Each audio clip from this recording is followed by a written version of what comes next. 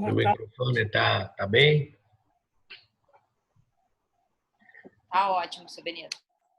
Boa tarde, amigos.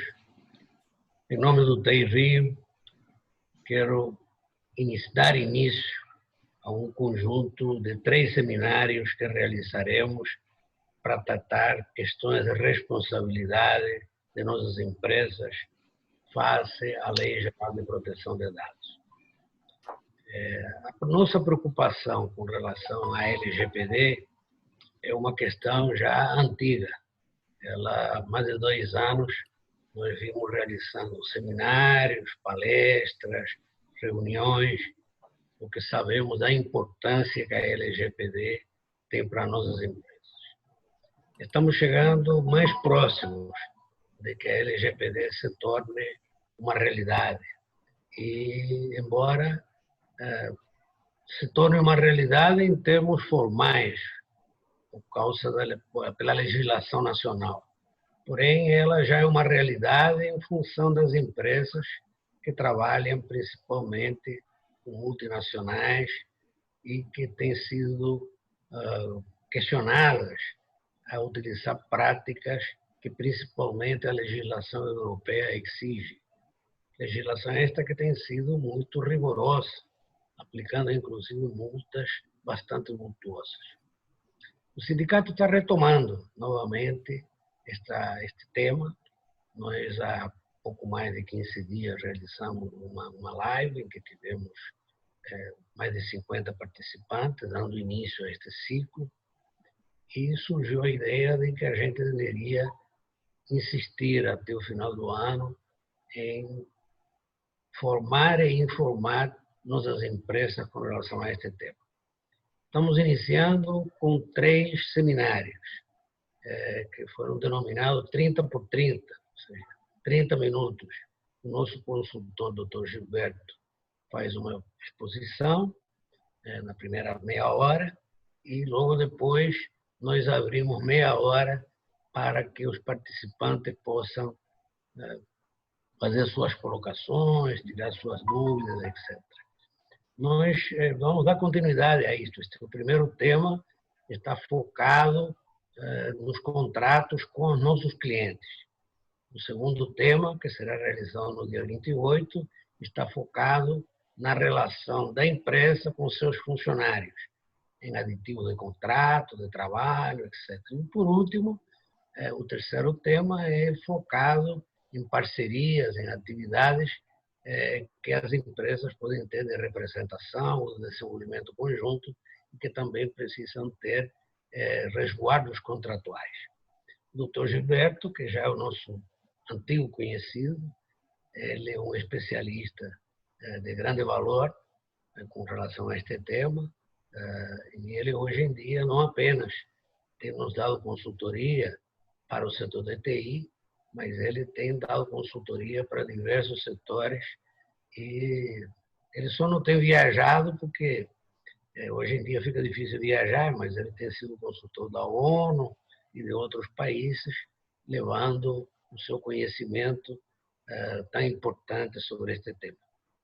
Realmente, eu agradeço muito ao Dr. Gilberto pela participação, agradeço a todos os inscritos neste seminário e aviso que realmente no dia 28 vamos dar continuidade, 28 e dia 5.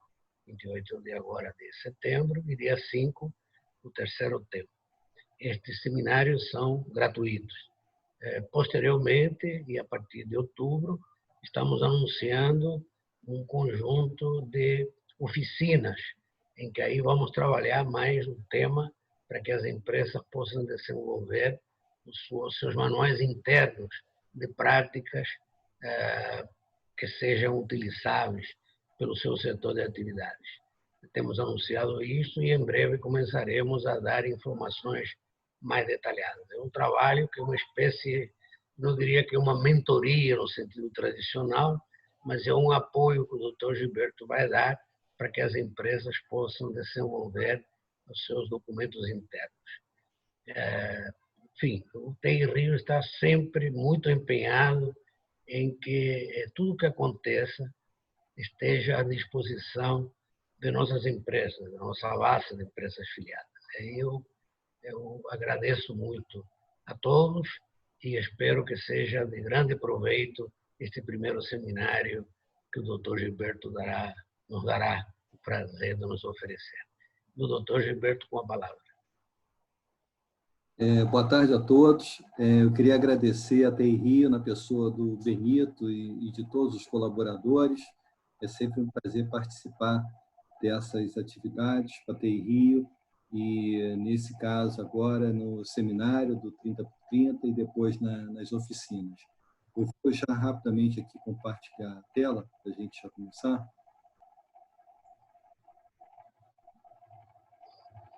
E o tema dos contratos está na ordem do dia. Eu acho que no passado se falava muito sobre o que é LGPD. Hoje em dia, eu acho que é o caso de falar sobre temas específicos, né? Então, o contrato se insere nesse contexto, né, dessa atualidade.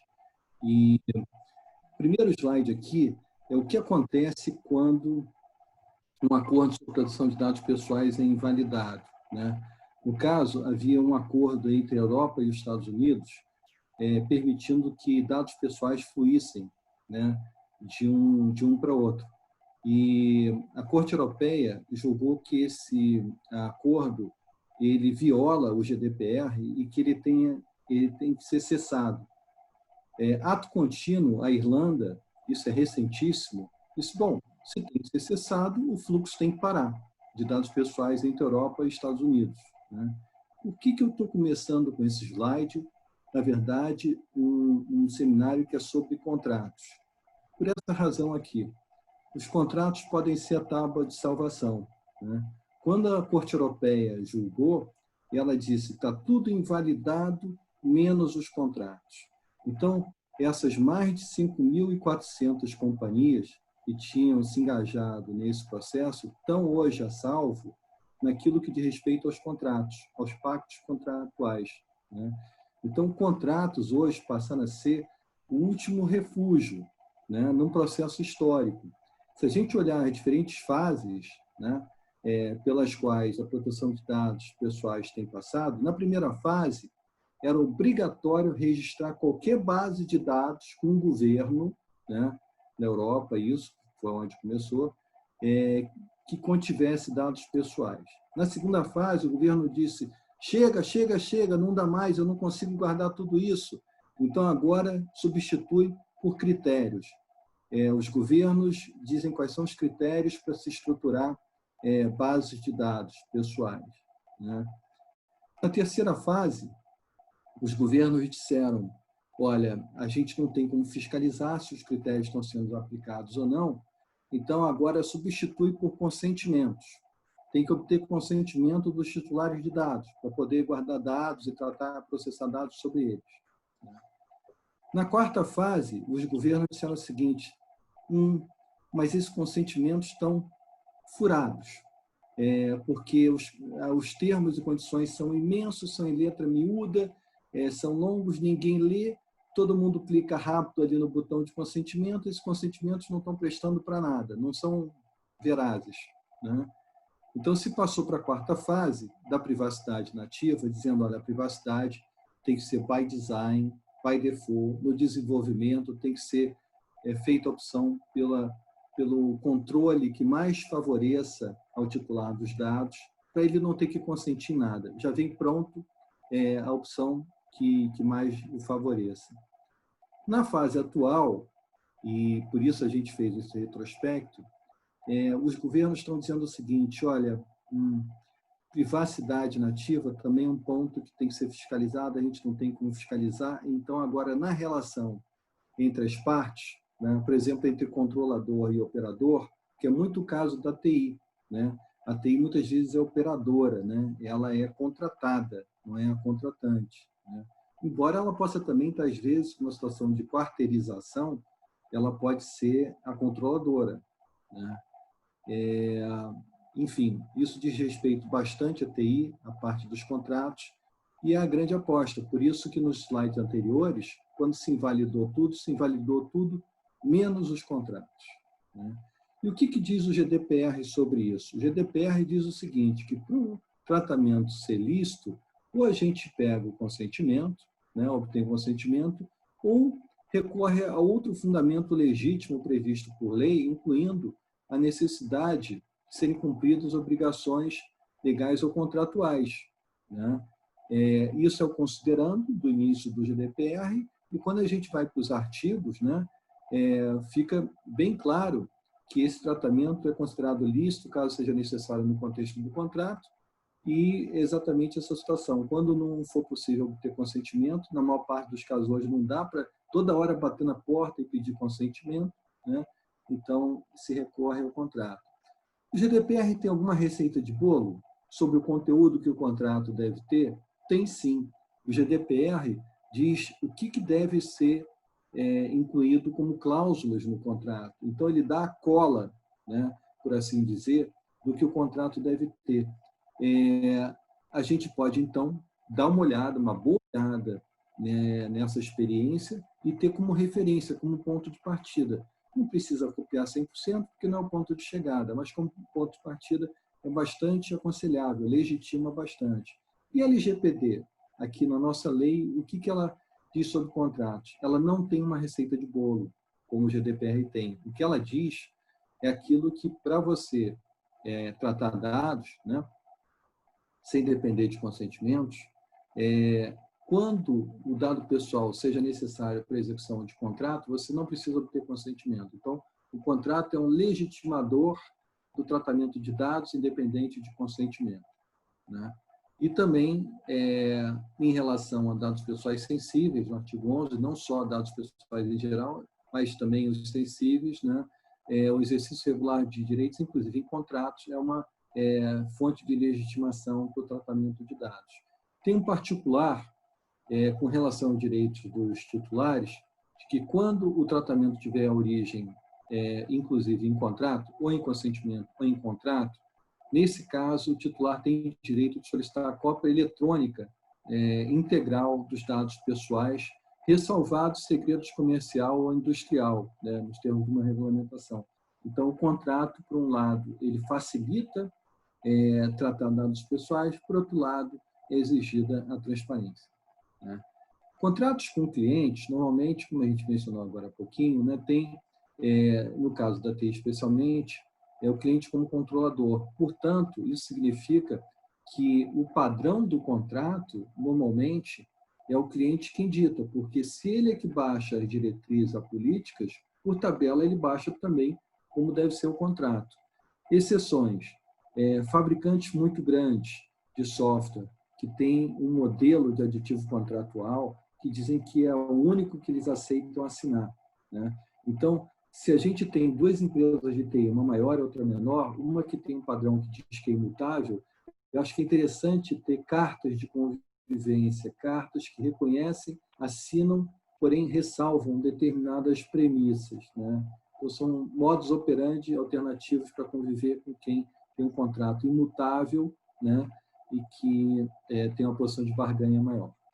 É possível ter situações em que existem co-contratantes. Então, por exemplo, no caso de uma concessionária de serviço público que faça serviços de processamento de dados com um órgão concedente, né? E nesse caso, a gente pode ter dois controladores, né? E não necessariamente a empresa de TI seria a operadora, ela pode ser co-controladora, é uma outra possibilidade bastante factível, como acontece, por exemplo, na Europa, e inclusive está previsto no próprio GDPR, né? E aplica-se as regras do Código do Consumidor aos contratos que tenham por objeto dados pessoais. Falando nisso, né, não só a gente tem receita de bolo no GDPR, como a gente tem alguns órgãos oficiais de interpretação do GDPR que trazem um checklist. Então, o que o contrato não deve deixar de ter, né? Aqui a gente tem o ICO, que é o órgão oficial do Reino Unido, que interpreta o GDPR e a lei inglesa, que traz na internet, né, esse checklist, que também é uma fonte de referência bastante importante para a gente compor uma cesta de referências que fica embutida de uma forma discreta, né, no padrão contratual, para que ele não se transforme num tratado, né, mas que nas entrelinhas, né, se tenha as proteções necessárias. Algumas questões tópicas aqui. por exemplo, na cláusula de objeto do contrato, quais serviços e produtos são oferecidos e qual é a conexão que eles têm com proteção de dados pessoais. Porque tem muita coisa de atividade que não diz respeito a dados pessoais. Então, a gente identificar qual é a conexão, qual é a ligação, para poder tratar exclusivamente daquilo que a lei regula.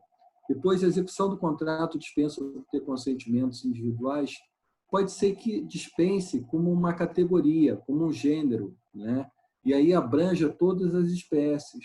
Então, a execução do contrato, vale a pena entender os limites dela, né? Porque ela pode ter um alcance muito maior na dispensa de consentimento. Depois, na declaração de conformidade e atestados de adesão individual.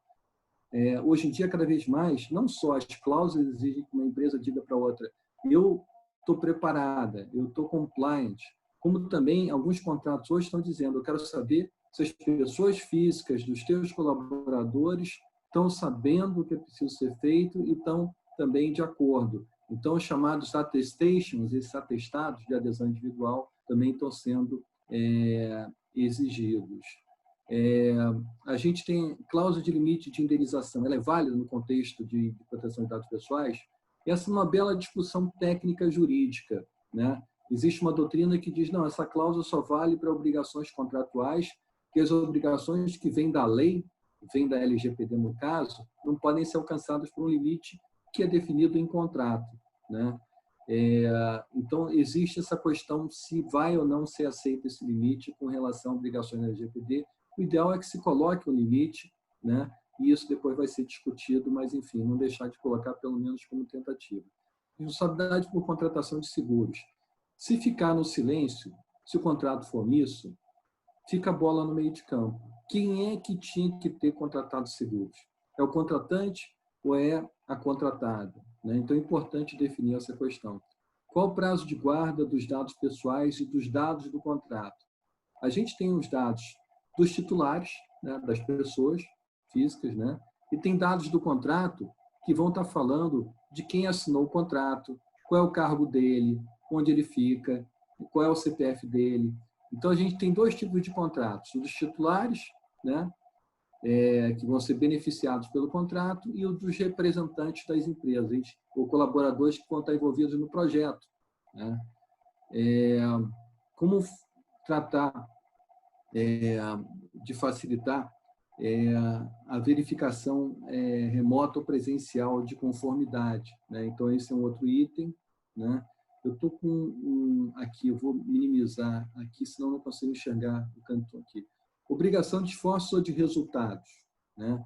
Essa é uma cláusula fundamental. Eu acredito que muitos aqui conheçam essa cláusula que diz, eu estou me obrigando pelos melhores esforços. É uma obrigação de meios, né? Aquilo que está disponível como meios para poder atingir um fim. E tem outro tipo de cláusula que diz o seguinte, não, a obrigação é de resultado, não adianta vir com explicação e com desculpa e com ressalva, porque o que importa é resultado, foi atingido ou não foi atingido. Né? Então, nesse campo da proteção de dados pessoais, talvez valha a pena, dependendo de se você está no polo contratante ou no polo contratado, de você jogar a cláusula para ser de esforço ou ser de resultados, uma opção negocial. Né? Contratos em websites, né? Seja os termos de uso, seja os termos de serviço e a política de privacidade. A primeira questão é que os cadastros são fonte, né, de dados pessoais, aqueles da contratação, dos representantes e tudo mais. Né? Depois a questão do clique ou do browser, que vai me dar mais dados pessoais ou menos dados pessoais. Se o contrato for daquele tipo, se você quer contratar caminho adiante na navegação, chamado browser wrap, ele é empacotado por meio do navegador, né? Aí eu vou estar guardando dados de navegação, né? Por onde ele passa, etc. Depois, em caso de dúvida ou conflito que muitas vezes existe entre o termo de uso, que é de uma geração, e a política de privacidade, que é revista agora com a LGPD, o que prevalece entre os dois? A interpretação mais favorável ao cliente, que a gente falou, o Código Consumidor se aplica supletivamente aqui. Por quanto tempo guardar os dados? Aqui se aplica a lei do Marco Civil da Internet, que diz que os dados de conexão, né, devem ser guardados por 12 meses. E os dados de uso da aplicação, e a aplicação pode ser, inclusive, essa forma de contratação contínua, né, seria por 6 meses, como mínimo. Né?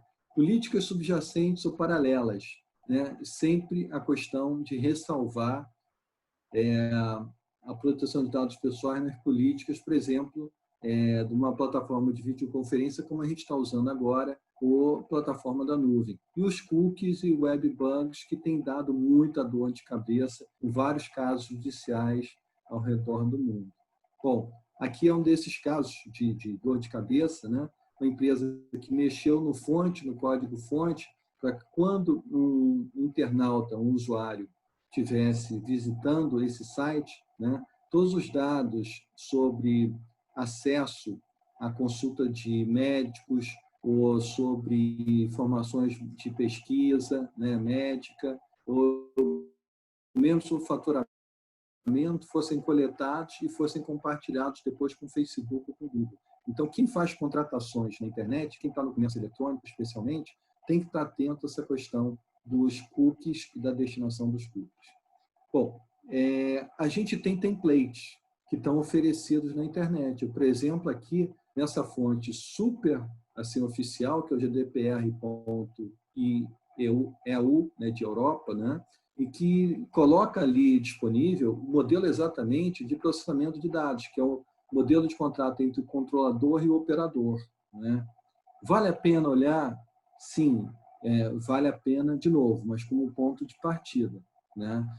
Esses templates, eles são fundamentais, à medida que você customiza o seu próprio template, né? Parta daquele ponto de partida e chegue no ponto de chegada de uma forma customizada, porque o volume de que a gente está falando, né, recomenda que seja adotada algum nível de automatização. Então, os templates facilitam a automatização. Preferencialmente, se eles forem integrados numa ferramenta de business process, gestão de processos, né? Sistema de gestão de processos, ideal, que aí ela fica nativa na organização da empresa. Podem ser pontos de partida para a customização. O importante é selecionar bem a cesta, né? Para embasar bem e legitimar bem, e escolher templates que permitam escalabilidade, se você está lidando com parceiros grandes, pequenos, clientes grandes, pequenos, sustentabilidade, né, econômica e atualização. Você não tem que dar uma cambalhota cada vez, você poder manter uma linha contínua em relação àquela ferramenta. A gente está se aproximando do final, né, eu queria terminar aqui em 5 minutos, para a gente poder 30 minutos de perguntas. Alguns exemplos de enfoques customizados. No caso do desenvolvimento, a gente tem aqui os dados dos autores, né? Dos desenvolvedores, são dados pessoais também. Necessidade de manter esses dados depois que o sistema entra em produção? Possivelmente não, só por um curto espaço de tempo após. Responsabilidade por privacidade by design, by default. Se você agora faz um sistema e você não coloca nativo a privacidade, você pode ser responsabilizado como fornecedor. Licenciamento, dados dos usuários nominais. Os perfis de usuários que carregam dados pessoais passam a ser um item que tem que ser tratado, tem que ser dada segurança, isso tem que ser objeto de uma tabela de temporalidade, etc. Registro de uso e transações também, inclusive no caso de usuários concorrentes. Eu posso não ter usuários nominais, mas eu tenho os dados de quem acessou, né? São dados que podem ser identificadores, né? Tornar a pessoa identificável junto com outros dados. Suporte, dados dos autores de chamados e de workarounds e soluções, outsourcing. Os colaboradores-chave, eventualmente, são nomeados para que tenha uma cláusula de não contratação, não aliciamento, né? Além do pessoal selecionado residente das fábricas de software. Consultoria e implantação, dados do pessoal designado e a propriedade intelectual, regra de segredo de negócio, né, que são uma ressalva para você não ter que abrir determinadas informações. E o não compete indireto, você pode, eventualmente, dizendo que sócio, dirigente e colaboradores, e nomear ou tornar identificáveis essas pessoas. Então, a gente vê que, dependendo do tipo de contrato de TI, né, o enfoque pode ser diferente. Seguros, olha só isso aqui. No ano passado, R$145 mil foi o tipo de seguros coberto e pago. Esse ano, até junho quase 13 milhões. É uma comparação de crescimento de seguro de risco cibernético monumental e impulsionado pela LGPD. Então, hoje, se tem pelo menos 6 seguradoras oferecendo esse tipo de seguro para cobrir também vazamento de dados, né, vale a pena dar uma olhada nessa questão e definir no contrato quem vai arcar. Eventualmente, o custo do seguro, o pagamento da apólice, pode ser rateado entre as partes. Pode combinar, a cobertura até X eu pago, a cobertura acima disso você paga. Né? Comunicação de DPO. O DPO pode ser um embaixador entre contratante e contratado. Não só o pessoal de compras, pessoal de vendas e tal, mas o DPO pode ter um papel nesse sentido. Né? Então, vale a pena estar atento. Né? A ANPD, inclusive com o decreto de estruturação, ela deve baixar normas complementares, é possível que ela baixe, mas eu acho que, de toda forma, convém você ter, no primeiro momento, um barateamento e uma independência maior. Barateamento, se você tiver, por exemplo, a TI Rio, como DPO externa, né? E ela pode racionalizar esse custo e ela evita o problema da decisão da Bélgica, na semana passada retrasada, que entendeu que o cabeça do legal ou da área de compliance tem conflito de interesses, não podem ser DPO. E fez uma lista de quem não pode ser DPO. Então, eventualmente, alguém externo evitaria essa questão.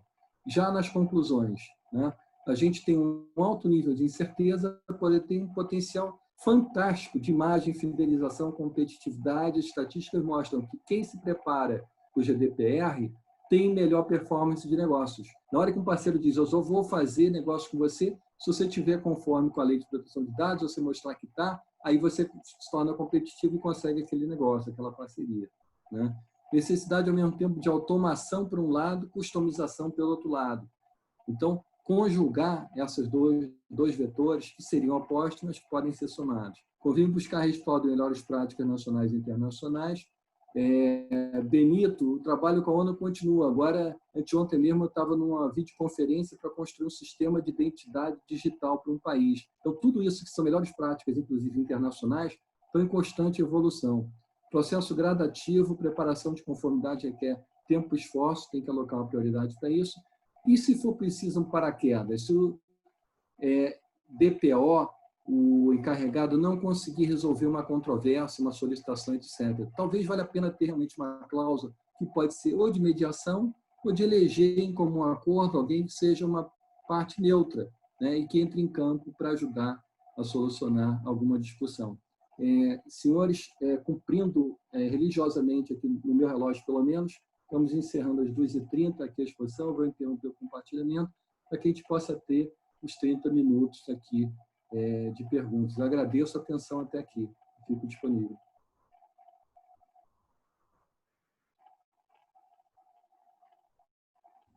Benito, você está mudo. O telefone está desligado.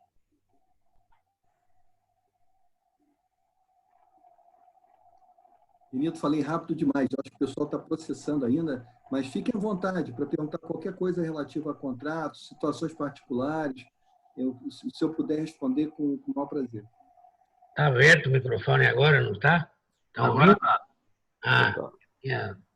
Bom, para a gente poder organizar, porque temos muitos participantes, eu vou pedir que quem quer fazer algum questionamento, levante o dedo, fale seu nome para a gente poder autorizar. Aqueles que vamos tentar dar uma sequência, porque a gente tem, nós vamos trabalhar durante meia hora nos esclarecimentos. Peço que façam perguntas objetivas para que o doutor Gilberto possa responder.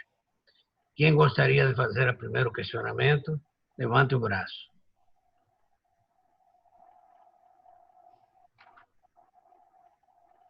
Tem uma pergunta do Luiz Cláudio ali.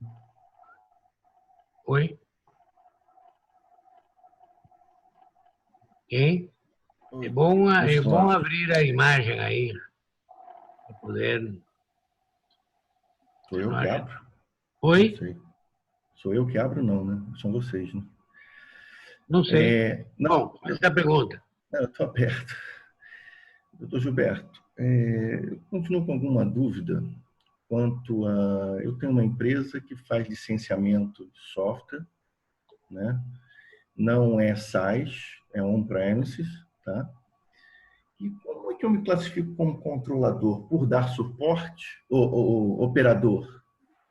Por ter acesso aos dados? Porque não sou eu que faço coleta, não sou eu que faço contrato, ele apenas utiliza do meu software, né, para gerenciar, como um RP, o processo de trabalho deles. Luiz Cláudio, obrigado pela pergunta. Quem fornece produto, simplesmente licenciando, né? Das duas, uma. Eu estou simplificando um pouquinho para ser mais objetivo, cabendo o tempo aqui rápido. Ou vai ter um licenciamento em que vai, de alguma forma, não ter contato nenhum com dado pessoal dos usuários, né? Ou dos beneficiários do contrato. Vai ter dado pessoal, talvez, quando muito, dos negociadores daquele contrato. Uhum. Esse, sim, em relação a essa parte, seria possivelmente operador. Quanto ao restante, não seria, né, operador. A segunda opção é alguém que licenciou o produto, o software pronto, né, e depende de alguma situação de implantação, que eu acredito que não é o caso, que você não mencionou a implantação, não seja o caso. Aí na implantação seria operador, no sentido mais... Não, também tem implantação. Né? Tem. Implantação Tem e implantação? suporte, e manutenção e suporte posterior. Aí também Tá. seria considerado como operador. Sim, seria, possivelmente. O acesso que, por conta da implantação, fosse feito a bibliotecas, a base de dados, nesse sentido, se acontecer a situação por causa da implantação, aí seria mais como operador. Mas é uma pergunta muito boa, ajuda a esclarecer. Posso fazer só mais uma colocação rápida? E se esses dados chegassem mascarados para mim? Mascaramento é uma palavra que eu acho que é o jargão do setor, né? O Uhum. mascaramento pode significar o bloqueio, né, do prerrogativo de acesso. Mascaramento pode significar converter aquele dado num outro dado, né? Seja simbólico, né? Seja um símbolo do original. E seria o chamado pseudonimização, que é um pseudônimo, né? Uhum. Eu acho que o fato de chegar mascarado não elimina a possibilidade do enquadramento como operador, porque a única colher de chá realmente radical que a LGPD dá é a anonimização forte.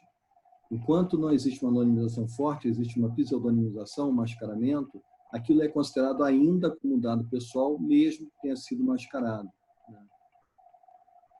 Eu digo que não é a letra da lei, mas existe uma proteção bem melhor do que se não tivesse mascarado, né? Mas continua sujeito potencialmente de ser enquadrado como operador. Tá bom. Muito obrigado.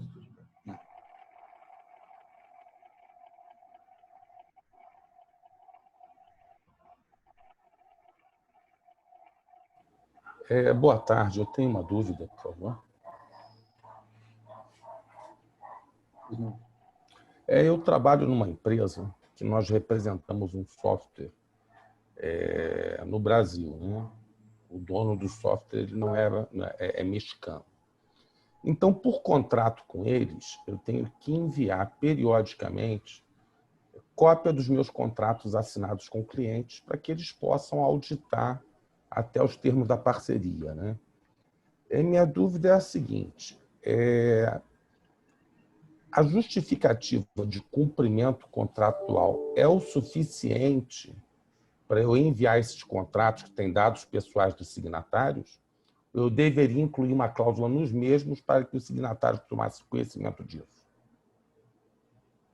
Luiz Cláudio, a gente vai entrar mais a fundo nessa questão no seminário de parceria que o Benito mencionou, mas eu acho que é excelente a gente fazer aqui uma avant-première.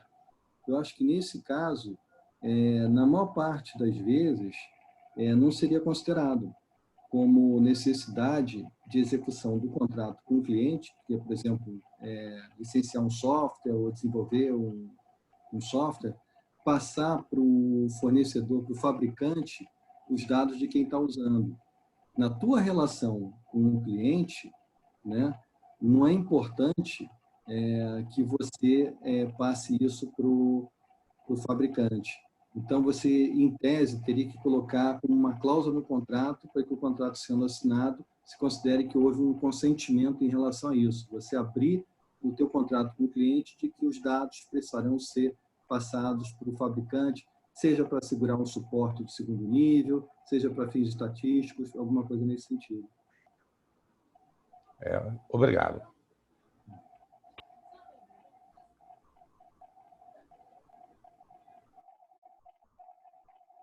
Benito, o seu microfone continua mudo. Você está falando, mas a gente não está ouvindo. Ok. Lilian, você está me emudecendo aqui. Agora tá bom, né? Está. Quem é o próximo a fazer a questão? Fui. Pode ser que tenha questão. Tem mais uma aí. Gilberto, um site de notícias que não arrecada, não levanta dados dos seus leitores, mas acompanha com analytics e tudo mais, que, de certa forma, está fazendo aferição de quem entrou, quando entrou, onde entrou, etc. Qual a preocupação que esse site tem que ter para poder ficar adequado à lei de proteção?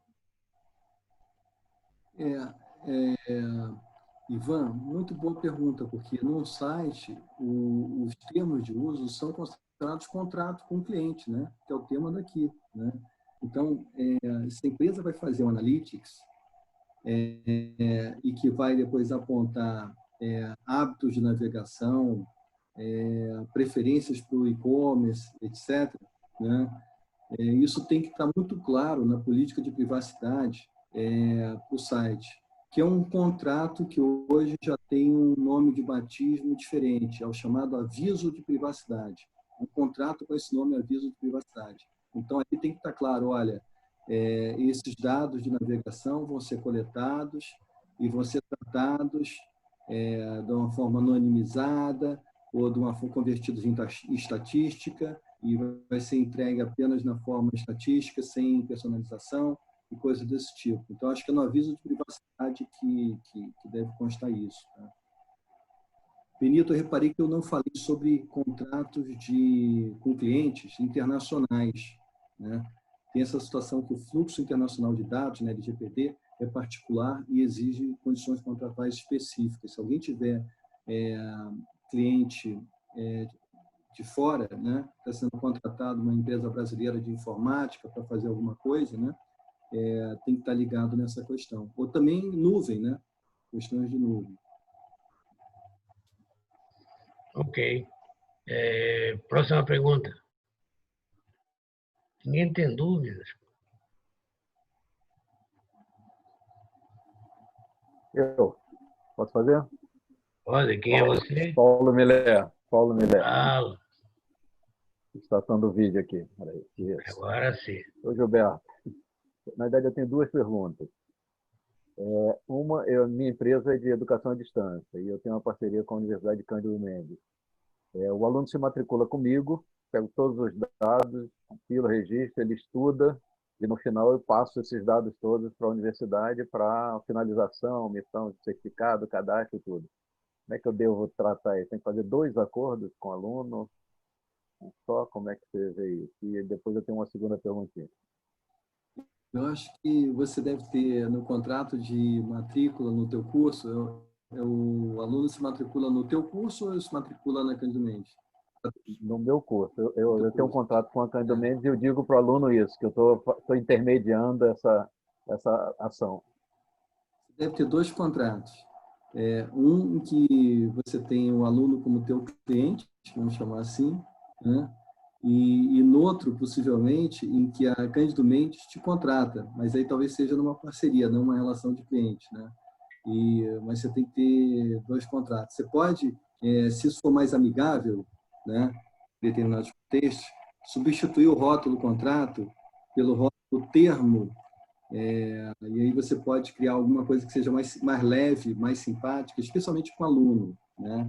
E você pode embutir isso realmente no contrato de matrícula, de prestação de serviços educacionais, alguma coisa nesse sentido. Tá legal, obrigado. Eu tenho uma outra, que é talvez até uma curiosidade momento atual aí do home office. Qual é a responsabilidade que a empresa tem que ter com o funcionário que está trabalhando, acessando dados de clientes em casa, com mulher, filho, papagaio, cachorro e todo mundo? Como é que se controla isso? Pois é, essa questão do controle assim por tabela, né, por via de extensão, é muito delicada. Até voltando na tua pergunta anterior, você, como está obtendo dados de alunos, que depois você vai repassar para a Cândido Mendes, é importante que você veja depois com a Cândido Mendes o que ela vai fazer desses dados, porque existe a chamada culpa na contratação, culpa in contraendo no latim, que diz que se o contrato não for bom, por exemplo, o teu contrato com a Cândido Mendes, aí você poderia ter algum problema pelo que ela faça depois. No caso de relações de trabalho, a responsabilidade por um preposto, por um empregado, um colaborador, esteja fazendo home office, e aí tem algum problema, como você mencionou, né? A gente vai mais a fundo no segundo seminário, que é exatamente sobre assim, essa parte de relações, contratos com colaboradores e tal, mas também eu acho excelente a gente já fazer essa ação primeira aqui, né? Com certeza, sim. Existe essa responsabilidade. O home office, se fosse o office da empresa, nesse sentido não existe diferença, com perigos adicionais, né? Então é importante no regulamento de trabalho da empresa, nas políticas corporativas, ter itens específicos sobre home office como condição de emprego, né? Não sei se você respondi a tua pergunta, eu estou vendo também que é uma pergunta. O Ivan acionou, levantou o braço ali, não sei se continua. Obrigado, Roberto. Imagina, obrigado a você, Paulo. Não, foi só um pequeno acidente aqui que o computador saiu do lugar. Obrigado. Para ilustrar a pergunta do Paulo, não foi isso? Vocês estão combinados. O Josafate tem uma pergunta, eu acho. Boa tarde, Gilberto. A questão é a seguinte: você falou de uma cláusula de limite de endividamento ou de indenização, não é? Essa cláusula é estabelecida entre as partes. Tem algo a ver com as famosas multas que podem ser aplicadas ou não? Josafate, totalmente a ver. E eu te agradeço por essa pergunta, porque quando a gente lembra que uma multa da ANP pode chegar a 50 milhões de reais por cada infração, a gente, logicamente, a gente fica pensando o seguinte: não, vou tentar botar um freio nisso, vou tentar botar um limitador no contrato, né? Ou eu vou tentar colocar a responsabilidade compartilhada com outra parte para a gente fazer um rateio dessa multa, conforme o quinhão, a sua parte de responsabilidade para o evento causador da multa. Então, essa questão da multa, ela é a principal para esse tipo de cláusula, porque a gente pode discutir se a indenização é alcançada, mas a multa é muito mais seguramente alcançada. Então, a indenização é valor em aberto. Aí eu vou ter uma discussão adicional com muito mais arestas e tal. Mas a multa, né, é um valor definido a partir do momento que ela é aplicada, não fica em discussão, né? Então, essa é uma cláusula que eu diria que é das 3 principais no contrato com o cliente, quando vista de LGPD, tendo visto o potencial de multa, né, das autoridades. Ok, muito obrigado. Obrigado a você. Quem mais? Eu, Marco.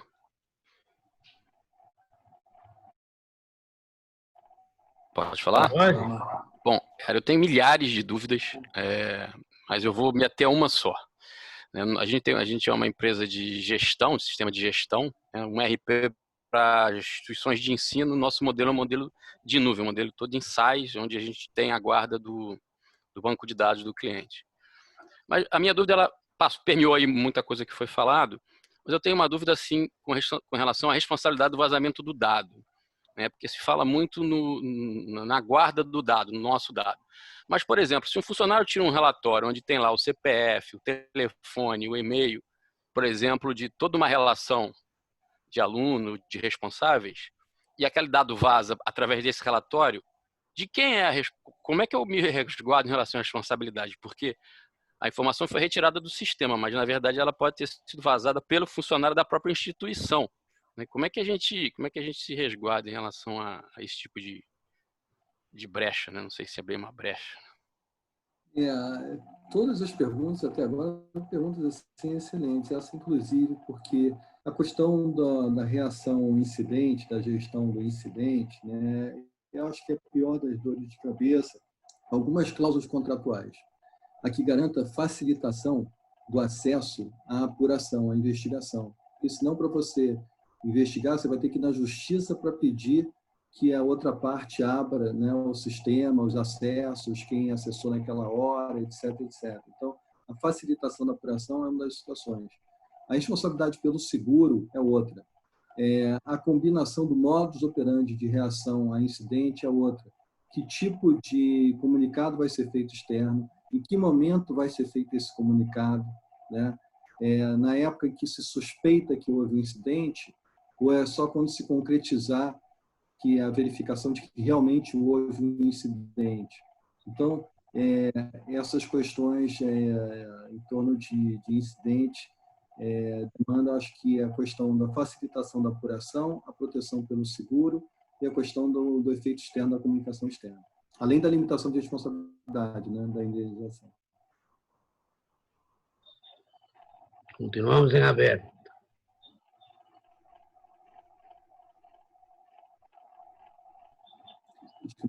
Tem uma pergunta. Oi, posso falar? Pode. Boa tarde, doutor. É bem próximo ao que o rapaz falou agora, o Marcos, essa questão realmente dos dados, uma vez impressos ou exportados, né? A gente já adotou, então, desde aquela reunião, a gente já começou a pegar mais firme nisso e a gente está adotando resumos de auditoria severas em cima dos usuários. Então, a gente tem quadros de apuração de quem são os usuários que têm poder de exclusão e poder de exportação. E a gente também passou a não delegar mais qualquer poder ao usuário. Fica sempre um usuário master, né? Que já existia isso, mas a gente, às vezes, para facilitar, quebrava o galho, às vezes o cara estava fora. Então, a gente já mandou um e-mail que se o usuário master não estiver na instituição, na casa ou na empresa, a gente não cria mais poder ao usuário. Então são esses passos que a gente já também está adotando, né? Então, esses resumos, eu dou até a dica para ele, a gente está criando um quadro de auditoria de usuário, onde com muita rapidez se consegue identificar quais usuários ativos e inativos têm poder à exportação, à impressão, à exclusão. Isso já é mais ou menos uma proteção nossa em relação a isso. Fica registrado toda a data, a hora que ele fez isso. Então, é um caminho que você também pode adotar, o colega aí está aparecendo, né? Além dos relatórios serem impressos, mas alguns relatórios nossos são exportados para Excel, então não tem exatamente uma data, né? Mas fica o log, então capricha no log, né? O que a gente está fazendo, está pesadamente caprichando no log. Agora, a gente tem um outro problema que eu gostaria que depois fosse abordado, que nós somos data center, né? Desses nossos clientes. A gente recebe backups diários de vários estados do país, são muitos backups que sobem, e aí eu fico pensando que como é segurar o backup de todos. Não bastasse a gente ser, né, o desenvolvedor do sistema, né, fazer todo esse trabalho de interface de usuário, a gente também recebe os backups deles. Então, a gente tem essa preocupação de fazer contratos que também fiquem claros aí a nossa responsabilidade sobre esse backup e até onde isso vai, né? Eu acho que é bem grande essa responsabilidade, né? Marcos, excelente, olha, muito bom, exemplar, né? Porque você está garantindo aí uma facilidade para rastreabilidade do incidente, né? Baseado nas prerrogativas, quem tinha poder de exclusão, quem tinha poder de compartilhamento, etc. Né? Eu acrescentaria, assim, em alguns contratos, para você não ter que repetir todos os cuidados de segurança que devem ser adotados, né? A referência a ISO de proteção de dados pessoais, de privacidade, a família 29000, né? Porque às vezes a gente está tão focado na 27000 de segurança da informação e a gente não se liga que a gente poderia estar botando no contrato a necessidade da empresa, né, a tentar, ou você, pelo contrário, você diz, olha, a minha empresa está seguindo a ISO específica, a ISO 29000, que pode ser uma condição de marketing extremamente interessante. Quer dizer, eu estou na ponta dos cascos, eu estou no estado da arte de normas técnicas, ISO e NBR, norma brasileira, BNT, sobre proteção de dados pessoais. Pode ser um ganho, né, de marketing. Tá? E depois, se você puder também dar uma explanada sobre os cuidados dos data centers, né?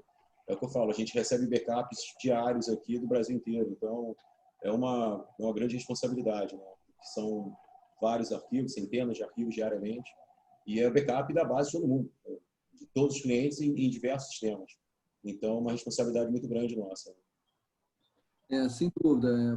Do ponto de vista de, por exemplo, de transparência sobre o prazo de guarda, quanto tempo você guarda o diário, se você substitui em uma semana, como fica essa intercorrência, né, toda, né? A questão de invasão, até o que se comenta é que no momento em que a LGPD entrar em vigor, existe um submundo que vai tentar fazer ataques em massa para colher ransomware, né? Então tem toda essa questão de os data centers são muito visados, né? Existe um formulário nesse sentido. Tá bom. Obrigado. Obrigado, senhor. Eu estou achando que esse formato é muito bom, que é um formato que as perguntas são rápidas, as respostas são rápidas, e a gente conseguiu, né, entender um número de perguntas assim bem interessante. Né? Vamos lá. Temos aí espaço para mais umas 2 questões. Vamos lá. Assim, eu perguntaria o que você considera assim fundamental, o que não pode faltar como preocupação para quem for fazer um contrato hoje?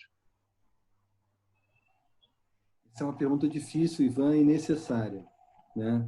Eu diria que definir bem o objeto do contrato. Isso aí é o pulo do gato, porque você vai circunscrever naturalmente, indiretamente, o quanto você tem que cuidar ou não, né? Então, trabalhar com o objeto não como se fosse perfumaria, artigo de papelaria, mas juntar como anexo para enriquecer a cláusula de objeto, fluxo de dados, né? Workflow, né? Diagrama de processos. E aí você vai dizer, olha, eu só vou estar cuidando de dados pessoais, esse aqui, dessa forma, nesse fluxo, nesse processo, etc. Então, o melhor antídoto contra problemas é a transparência no objeto, né, contratado. Depois, a limitação de indenização, que o Josafat estava perguntando, né? E propriedade intelectual, que no caso da TI é tão importante, por todas as razões do mundo, e que nesse caso da LGPD, ela faz uma ressalva expressa, que você não precisa abrir o que for segredo comercial. Então, o código-fonte, sendo segredo comercial, ele não precisa ser aberto. Essa é mais uma razão para você cuidar do fonte e internamente classificar como segredo comercial formalmente, para que você possa tirar proveito dessa proteção que a lei te garante, de sigilo do fonte. Bem, temos espaço para a última questão aí.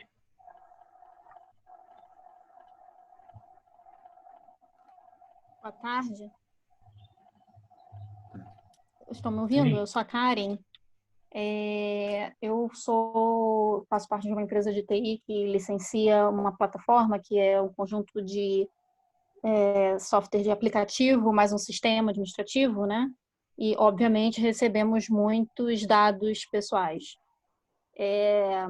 Eu queria saber o seguinte, como é que a gente lida com questão de backups e logs junto ao controlador, né, que é para quem a gente licencia o software, quando um usuário solicita a exclusão dos seus dados, né? Como é que a gente pode fazer depois uma rastreabilidade para saber o quanto houve algum problema ou não, alguém invadiu ou não, foi solicitado sim, foi feito sim? Como é que a gente lida com essa questão e colocar isso talvez abertamente no contrato com o controlador? Karen, excelente pergunta. Eu vou recorrer, acho que foi o Luiz Cláudio que falou sobre o mascaramento, um pouquinho na pergunta dele, na segunda pergunta dele. Eu entendo, Karen, que quando o titular dos dados ele pede a eliminação do dado, não necessariamente você tem que atender 100% assim de imediato, porque pode existir um prazo, né, de prescrição legal, de uma discussão sobre o cumprimento do contrato, uma série de questões legais que vão ficar ainda em aberto como prazo. E se você eliminar o dado, simplesmente, você pode depois ficar sem prova para fazer, né, em relação a uma questão do uso excessivo para aquele usuário, do uso indevido, etc, etc. Então, nesses casos, eu sugiro um meio termo, um ponto de equilíbrio, que é você dizer o seguinte, olha, eu não vou eliminar porque eu vou manter o dado até o prazo tal, mas como você pediu para eliminar, eu vou mascarar o dado, eu vou bloquear o dado. Ele não vai ser mais usado rotineiramente, normalmente, livremente. Ele vai ficar reservado durante esse prazo. Então, acho que esse seria o ponto de equilíbrio, atendendo os objetivos de, por um lado, satisfazer o pedido dele e que os dados fiquem sendo rotineiramente utilizados, por outro lado, te resguardando em eventuais responsabilidades. Muito obrigada. Imagina, obrigado. Ok. Acho que atingimos o nosso objetivo nesse primeiro seminário. A ideia, obviamente, não é resolver todas as questões, mas sim levantar as principais questões de um contrato com fornecedores. O segundo seminário, que será realizado no dia 28, que já estão todos convidados, vai tratar de uma relação muito delicada, que é a relação da empresa com seus funcionários e a responsabilidade de ambos dentro desse quadro. Será realizado no próximo dia 28 de maio.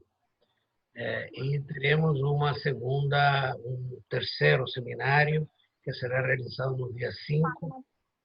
Alô? Não vai cessar. Oi? Temos no dia 5 um seminário que tratará sobre um tema que foi levantado, que foram as parcerias, as representações, desenvolvimento conjunto, há uma série de questões muito interessantes. O objetivo do TI Rio de fazer estes 3 seminários com o Dr. Gilberto é levantar questões, não é resolver todas as questões. Nós vamos iniciar já entre os meses de outubro, o mês de outubro e novembro, nós vamos realizar oficinas. Aí sim, oficinas de trabalho em que nós vamos orientar que as empresas desenvolvam seus manuais de procedimentos internos, deixando muito claro quais são as suas responsabilidades. Isto é muito importante porque em qualquer situação legal que possa surgir futuramente, o fato da empresa ter um manual que seja conhecimento de todos e que esteja claramente colocado o que a empresa faz, minorará o risco que a empresa tem. Hoje em dia eu quero levantar que esta questão do LGPD é uma coisa muito séria, porque ela implica na possibilidade de uma empresa se inviabilizar. Apenas isto que eu gostaria de observar. Então, eu espero encontrar no dia 28. Eu agradeço muito o nosso companheiro, o Dr. Gilberto, sempre muito gentil em nos ajudar, em nos atender, e agradeço a todos aqueles que participaram. Tivemos dezenas de participantes, o que demonstra certamente que o assunto é muito sério. Muito obrigado a todos e encerramos o nosso primeiro seminário desta série. E até o dia 28. Obrigado. Só para complementar uma coisa, seu Benito, o Luiz Cláudio está perguntando aqui no chat que as datas foram divulgadas como dia 22/9, os próximos debates, e no dia 30/9. Só que nós tivemos que fazer uma modificação, por isso que elas mudaram para o dia 28/9 e 5/10, os próximos debates, correto? Correto. Houve uma dificuldade de cronogramas, e nessa dificuldade de cronograma nós tivemos que acertar entre as disponibilidades. Nós estamos fazendo a única atividade que nós fazemos não é o seminário da LGPD. Nós estamos fazendo outras atividades e houve uma coincidência de datas e isto nos obrigou a ter que mudar um pouco o cronograma. E, de fato, houve essa alteração de data para o dia 28 e dia 5, mudando o perfil. A gente iria dar o aviso posteriormente, mas já avisamos desde já para que vocês possam se organizar para não perder a participação nestes seminários tão importantes. Bom, obrigado a todos e encerramos nosso seminário, ok?